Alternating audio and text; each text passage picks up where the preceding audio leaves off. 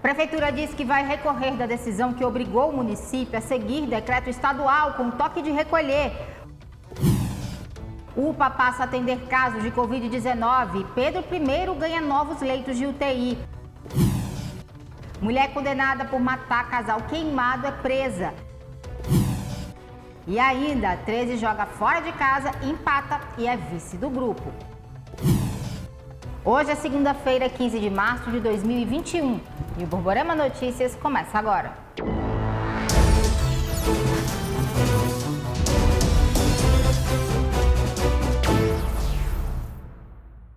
Olá, boa noite.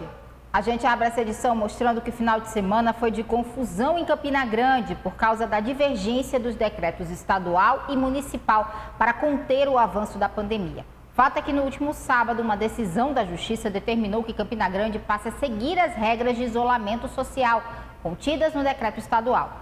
Com a liminar, o município foi obrigado a obedecer o toque de recolher e suspender missas e celebrações religiosas. As portas das igrejas não se abriram para as celebrações que aconteceram durante esse fim de semana.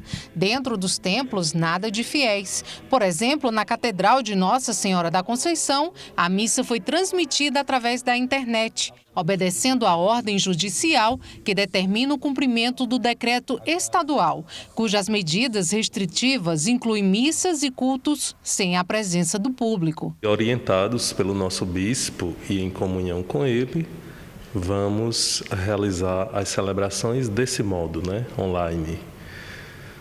No momento, aguardar os procedimentos jurídicos, os desdobramentos desse fato, e enquanto isso nós orientamos e pedimos ao povo de Deus, ao povo católico da nossa igreja em Campina Grande, para manter viva a fé, a esperança, a confiança em Deus, sobretudo o amor a Deus em primeiro lugar e sobre todas as coisas. Durante o período da noite, as ruas da cidade ficaram ainda mais desertas, principalmente com os bares e restaurantes funcionando apenas até às 21h30, exclusivamente na modalidade delivery. A categoria alega que recebeu a notícia do decreto com insatisfação. Mesmo sabendo da toda a gravidade do aumento da pandemia, mas os bares e restaurantes, mais uma vez, são chamados a pagar uma conta que poderia ter sido evitada com aumento de fiscalização, correções pontuais, para não precisar dessa generalização toda, Em que pese a gente perder o turno da noite durante a semana, ainda as empresas são penalizadas em não poder trabalhar durante os finais de semana. Para Divaildo, o segmento mais uma vez sofrerá os impactos da pandemia, com a perda de receita e possíveis demissões. Hoje os restaurantes eles trabalham com 30% do faturamento médio, que é muito baixo, que necessariamente resultará em demissões ao longo desse trimestre até o mês de junho.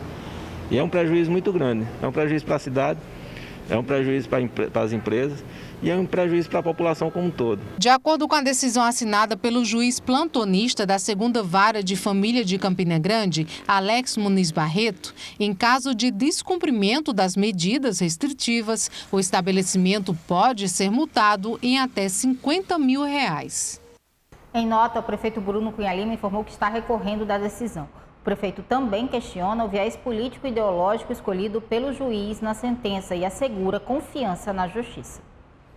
Olha, a gente fala agora sobre a ocupação dos leitos de UTI em Campina Grande e a situação da pandemia na cidade. O repórter Marcos Vasconcelos conversou com o secretário de Saúde, Felipe Reu.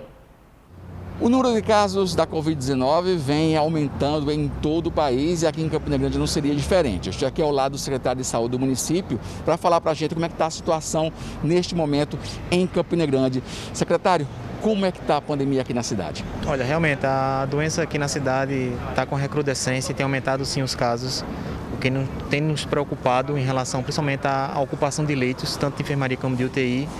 Por isso, no dia de ontem, a gente, com o recebimento de mais equipamentos, abrimos só lá no Pedro I mais 10 leitos de UTI para que a gente possa ampliar essa oferta de leitos, principalmente para esses pacientes mais graves que precisam se internar num leito de terapia intensiva.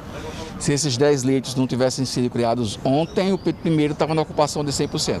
Estava perto sim de 100%, considerando que hoje temos 49 pacientes internados em leito de UTI no complexo hospitalar Pedro I, mas ontem, como falei, a gente fez a abertura desses 10 leitos de UTI e aumentamos a nossa disponibilidade de leitos para tratar esses pacientes de Campina Grande e de outras cidades da Paraíba.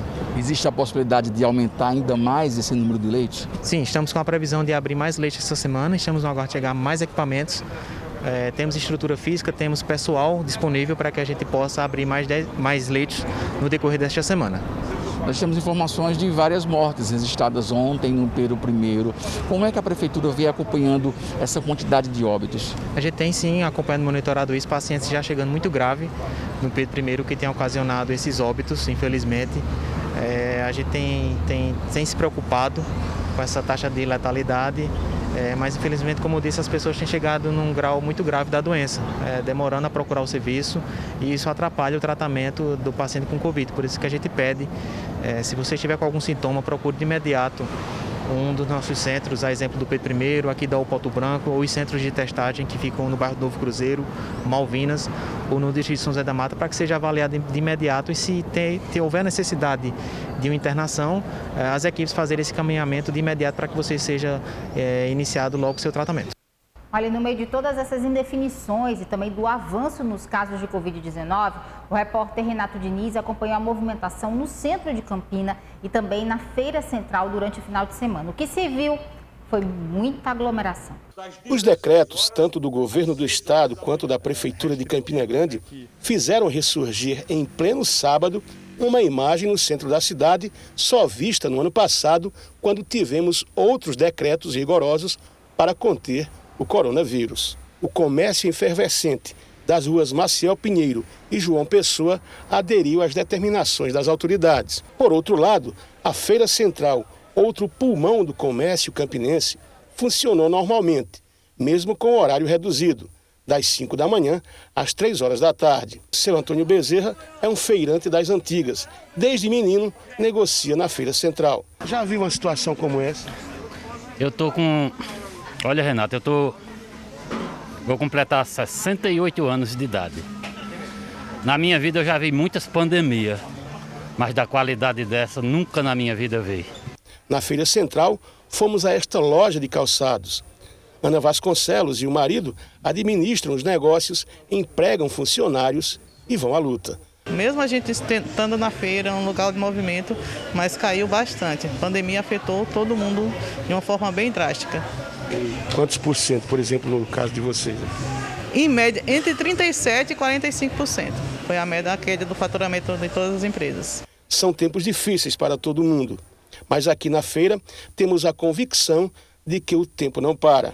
Aguinaldo Batista é o administrador da Feira Central. Você percebeu uma queda na movimentação na Feira Central nesse período de pandemia, Aguinaldo? Qual é a realidade hoje da feira? Realmente caiu em termos de quantitativo de pessoas. Mas depois dessas plataformas de vendas, do delivery, então muitos, graças a Deus, se adaptaram a esse sistema.